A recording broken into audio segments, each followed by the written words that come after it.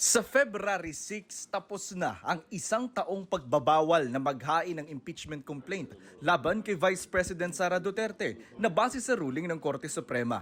Ibig sabihin, pwede na muling ihabla ang bise, bagay na pinaghahandaan na ng ilang grupo at individual ayon sa Makabayan Block sa Kamara. Pero maghihintay muna sila hanggang Pebrero kung maglalabas na ng desisyon ng Korte Suprema sa apela noon ng mga complainant na baligtarin ang unang desisyon ng mga maestrado na nagsabing walang bisa at labag sa konstitusyon ng impeachment complaint noon laban sa bise.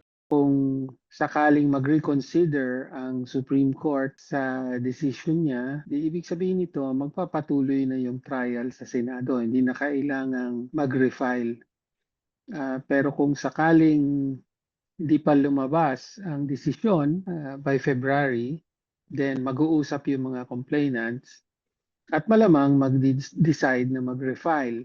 Ayon kay Representative Antonio Tino, sa posibleng bagong impeachment complaint, mananatiling grounds ang umano'y maling paggamit ng bise sa kanyang confidential at intelligence funds. Pero pinag-aaralan din kung idaragdag ang testimonya ni Ramil Madriaga, ang nagpakilalang dating civilian intelligence agent ni na VP Sara at dating Pangulong Rodrigo Duterte at nagsabing pinondohan ng mga drug dealer at pogo ang election campaign noon ng bise. May mga binanggit doon na maaaring kaugnay sa paggamit sa confidential and intelligence funds. Noong 2025, umabot sa 215 congressmen ang pumirma sa impeachment ng bise. Maaabot pa rin kaya ang ganitong numero? Tingin ko makakuha pa rin ito ng 1/3 support. No? Dapat lang dahil nananatiling valid, legitimate at nangangailangan ng pananagutan yung tanong ng